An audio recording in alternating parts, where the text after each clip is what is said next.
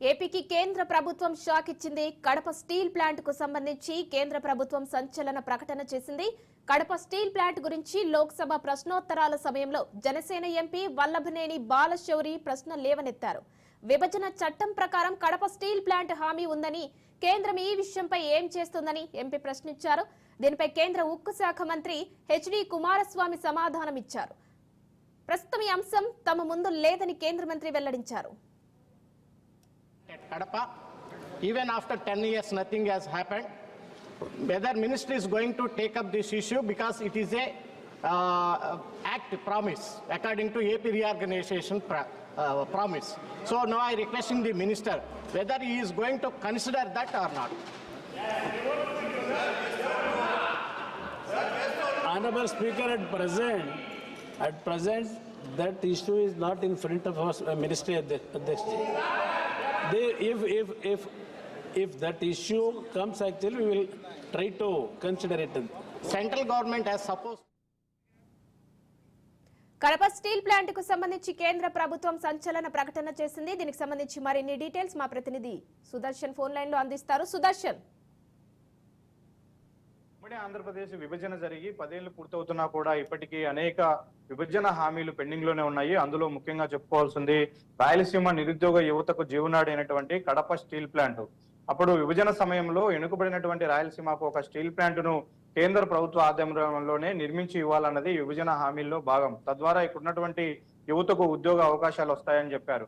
కానీ విభజన జరిగి 10 ఏళ్లు పూర్తవుతున్నా ఇప్పటికీ ఆ హామీ నెరవేరకపోగా ఈ రోజు కేంద్ర ప్రభుత్వం పార్లమెంటు సాక్షిగా కేంద్ర ఉక్కు శాఖ మంత్రి చేసిన ప్రకటన ముఖ్యంగా కడప జిల్లా రాయలసీమ యువత ఆశలపైన నీళ్లు చల్లింది. ఇక్కడ నిరుద్యోగ యువతకు తీవ్ర నిరాశ కలిగించింది. అసలు అలాంటి ప్రతిపాదనే తమ వద్ద లేదు అంటూ ఉక్కు శాఖ మంత్రి సమాధానం ఇచ్చారు.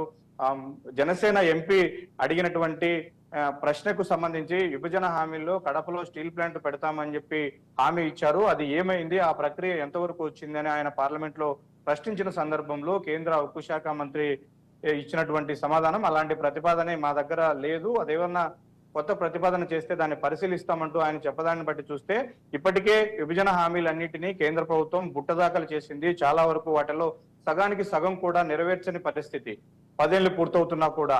అయితే ఈ స్టీల్ ప్లాంట్ విషయంలో అనేక నాటకీయ పరిణామాలు ఇప్పటికే జరిగాయి. రాష్ట్ర ప్రభుత్వం అనేక సార్లు కేంద్రం దృష్టికి తీసుకెళ్లినా కేంద్రం అప్పట్లో సెయిల్ ఆధ్వర్యంలో ఒక కమిటీని వేసింది. ఆ కమిటీ రిపోర్టు ప్రకారం ఇక్కడ ఫీజిబిలిటీ లేదు, జమ్మలమడుగు ప్రాంతంలో స్టీల్ ప్లాంట్ ను పెడితే అది లాభదాయకం కాదు అంటూ కూడా నివేదికలు ఇచ్చిన నేపథ్యంలో ఆ నివేదికలను సాకుగా చూపి తప్పించుకుంటూ వచ్చింది. ఈ 10 ఏళ్ల కాలం కాలయాపన చేసింది. అయితే కేంద్రము ఇక స్టీల్ ప్లాంట్ నిర్మించలేదన్న ఉద్దేశంతో గతంలో రాష్ట్ర ప్రభుత్వాలే ఇక్కడ నిర్మించాలి అని, ప్రైవేట్ భాగస్వామ్యంతో నిర్మించాలని కొన్ని ప్రయత్నాలు చేశాయి.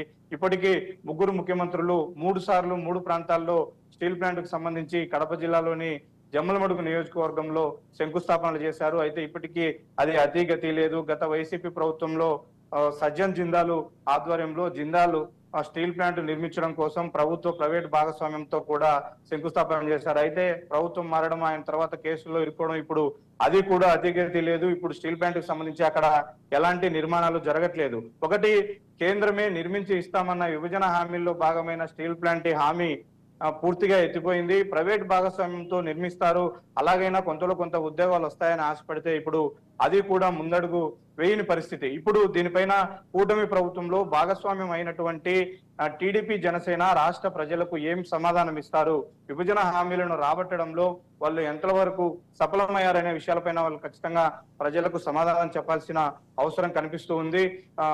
రాష్ట్ర ప్రభుత్వమే చొరవ తీసుకొని మరోసారి శంకుస్థాపన చేసి మళ్ళీ స్టీల్ ప్లాంట్ ను నిర్మించే ప్రయత్నం చేస్తారా, లేకపోతే ఇప్పుడు కూటమిలో భాగస్వామ్యం అయి ఉన్నారు కాబట్టి కేంద్ర ప్రభుత్వంలో కూడా రాష్ట్రం భాగస్వామ్యం అయి ఉంది కాబట్టి కేంద్ర ప్రభుత్వ పెద్దలను ఒప్పించి కేంద్ర ప్రభుత్వ ఆధ్వర్యంలో ఇక్కడ స్టీల్ ప్లాంట్ ను నిర్మించడానికి రాష్ట్ర ప్రభుత్వం, కూటమి ప్రభుత్వం ప్రయత్నాలు చేయాలి అని కడప జిల్లా వాసులందరూ కూడా కోరుకుంటూ ఉన్నారు. అయితే ఈ రోజు ప్రకటనతో కేంద్రం అయితే ఇప్పట్లో స్టీల్ ప్లాంట్ హామీని నెరవేర్చే పరిస్థితి కనిపించడం లేదు.